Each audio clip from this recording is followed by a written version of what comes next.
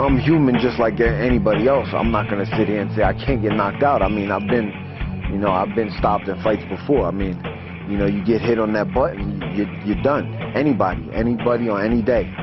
But like I said, I mean, I get in 100% shape that I can. So if I do get hit hard, I can come back from it, which has been the case in a couple fights.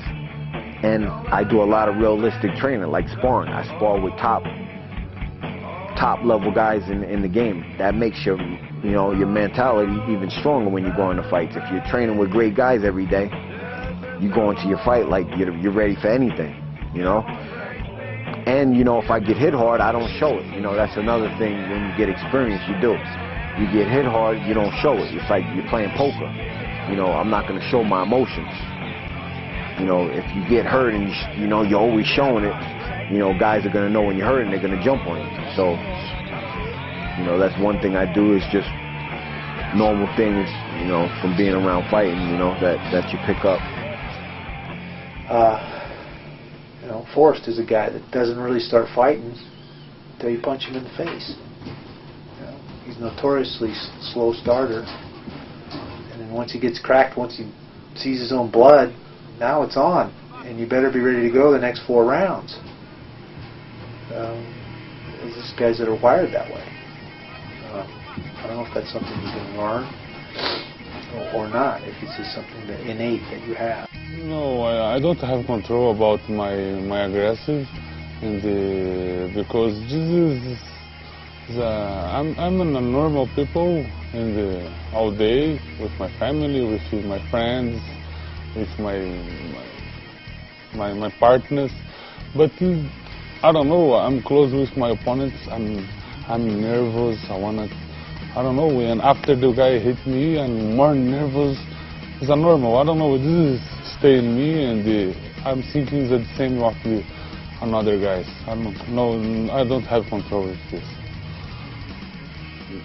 Because many guys afraid of the punch. The guys hit me. The guys afraid. The guys don't wanna.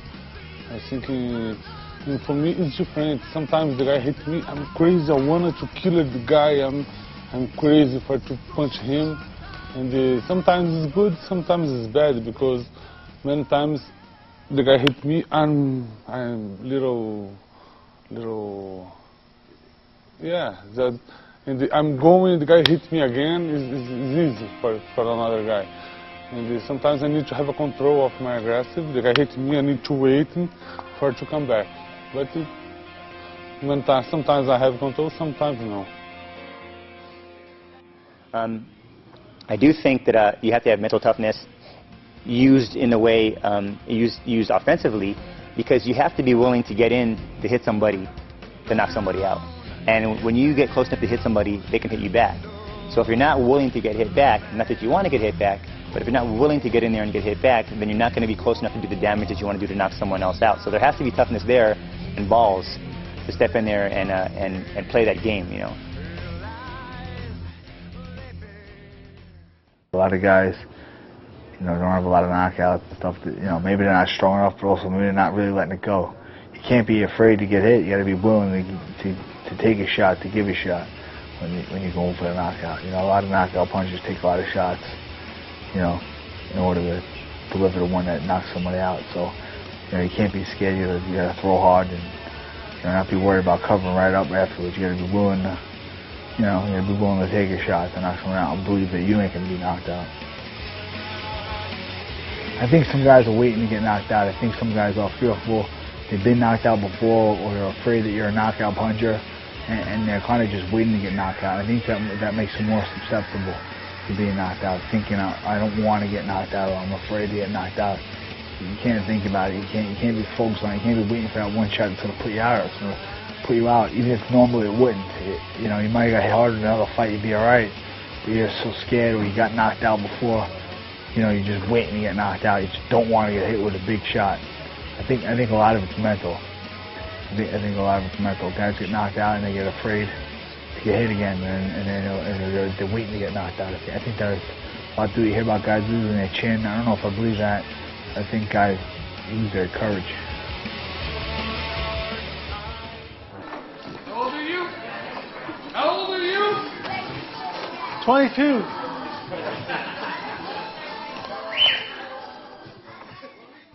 I think you can be mentally tough and actually resist knockouts. I've seen guys in boxing who had knockouts early in their career where it looks like later on they just get that mentality, you're not going to knock me out. And they kind of grit their teeth and, you know, bite down on that mouthpiece maybe a little harder and, you know, absorb a little bit more punishment. But the thing is this, once you get a concussion, it's easier to sustain another one. And so that's why guys who, we call it getting your trigger pulled, once it happens, it's easier to have it happen again, and that's a dangerous sign, and whether in any combative sport. And that's something you have to look at. If you look at Roy Jones when he lost to Antonio Tarver and the way he was knocked out, he came back, a lot of people felt, too quickly for his next fight and got knocked out again. And because they felt like, you know what, his brain and his psyche, because there was a guy who had never been knocked out on top of the world, had been injured, and he didn't give it enough time to kind of fully heal. He was fighting again 6 or 7 months later, and all of a sudden, here we go again. Yeah, without a doubt, confidence, mental toughness definitely helps a fighter. Taking blows, not getting knocked out, you know. Refusing to be hurt, you know. Every time I go in there, I tell myself, the whole training camp, I refuse to be hurt. I refuse to go down. You know, no matter how bad it is, I'll fight it off. You know, you hit with a big shot, you see the balls cave in, you just bite down. You know, local black, if you let it, you should bite down. My mouthpiece and bite it back open. Stay alive. Don't give in. You know, it's easy, especially when you're tired, to just let it close. You know, but if you bite down and you want it bad enough, I think you can fight through it. I think you can definitely fight through it. I think if you're afraid, you've been knocked out before, I think you just let it close up, it swallows you up. But I think it's mental. If you just refuse to be hurt.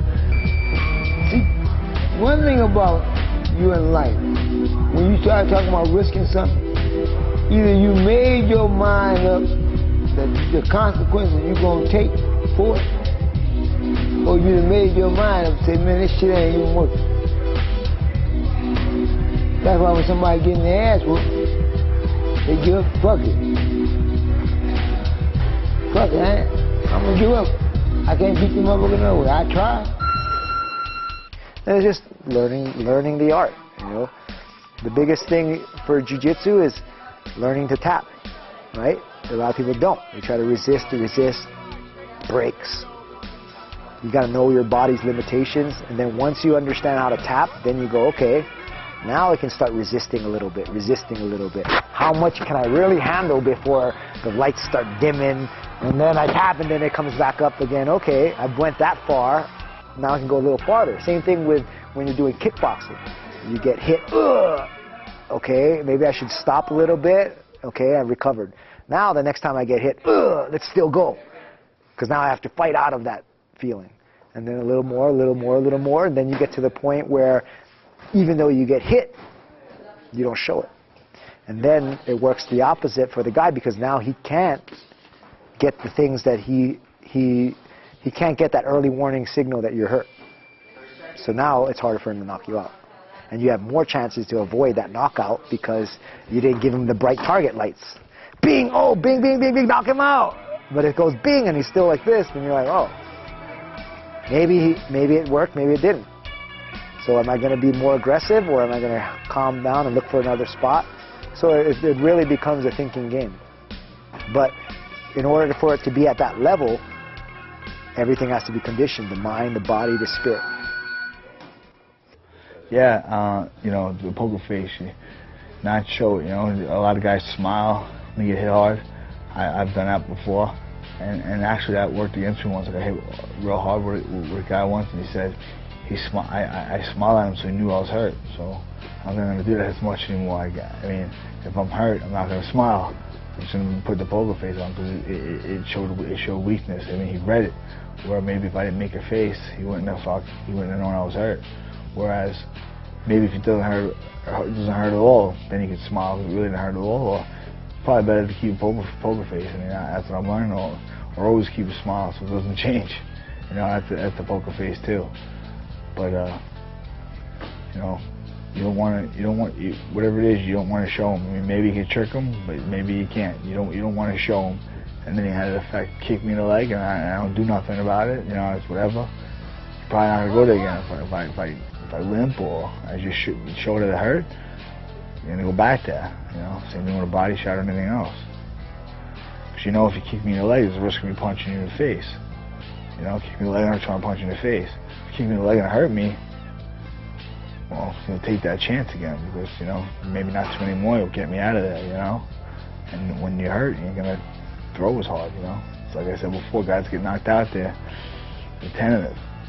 You kick a guy in the leg real hard, he's tentative, hit him in the body real hard, doesn't want to get hit in the body anymore. He's just worried about protecting his body, so he ain't gonna throw back at you, you know. He's not gonna throw back at you a lot of times. Some guys might, but most of the time they're not. They're just gonna try and protect their guts. Well, because number one, it's a weak point. Number two, he just showed you that he's weak there. And so, you know, you chase that. Because fighters, you know, when you're in the arena, you don't want to be showing any type of weakness.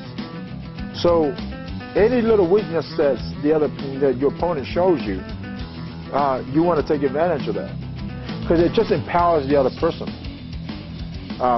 When I see that, and let's say the fight's going on, we're in the third round, and you're pretty even to this point. But as soon as I catch this guy, and he's showing me that he's hurting to their side, or he's showing me that he's tired, that empowers me to get stronger, and empowers me to keep pushing myself to those limits. So you don't want to show that, because as soon as you show that, and as soon as you empower your opponent, it's going to be a long, long night. You get hurt and put in a situation where you're in an adverse moment, if you don't have the mental toughness to kind of suck it up and work through it, you're going to crumble. And you'll see that in a lot of fighters where they can be broken is the word. If you can break a person, if they have quit in them and they're hurt, you jump on them, you got a chance to pounce them. But you have your fighters like Randy Couture where he's not going to break. You can hurt him, he could be on Queer Street, he could be out for a moment, but he's got that mental, you know, toughness, that constitution inside where he's just going to fight through it and fight through it. And guys like that, you know, you basically got to kill to get them out of there because they're not going to quit. Guys like that know how to fight when they're hurt and can weather the storm. And, you know, because there's a situation, the great fighters have been hurt several times in a fight and they just weather the storm and fight through it. They got that mental toughness. And I think that mental toughness goes a long way. Because in a hard fight, when you're fighting a good guy, you're going to get hurt. You know, that's just part of the game. And if you don't have that intestinal fortitude to fight through that, you're going to be a contender, not a champion. Yeah, I think mental toughness within what you do as a training preparation. One of my good trainers back in Arizona always taught me, you know, we trained out in the heat. You know, because like there was times where I had to cut a lot of weight, so we trained in the heat with sauna suits, and it just made me that much stronger and tougher. You know, like mentally and physically, I knew that in the ring, I don't care how hard you hit me, you're not knocking me out. I'm not going to quit. You know, it's just a big mental, physical thing, big part of why you don't get knocked out too. In boxing, MMA is a little different because you got little gloves, so any little punch can, you know, if you're not expecting it, it could catch you and it's going to hurt you. I mean, I know that from an 8-ounce glove, you know, it hurts, you know, and now these guys that are, you know, the small as that 55 can hit hard and you can hit you with the 4-ounce glove. You better be mentally, physically ready to take that shot and be well trained for it, you know. And a lot of people say, oh, I can go in there and do it. No, it takes years and years of preparation to do what these guys do. You know, me and Tyson, what I do with him is I take him to the gym and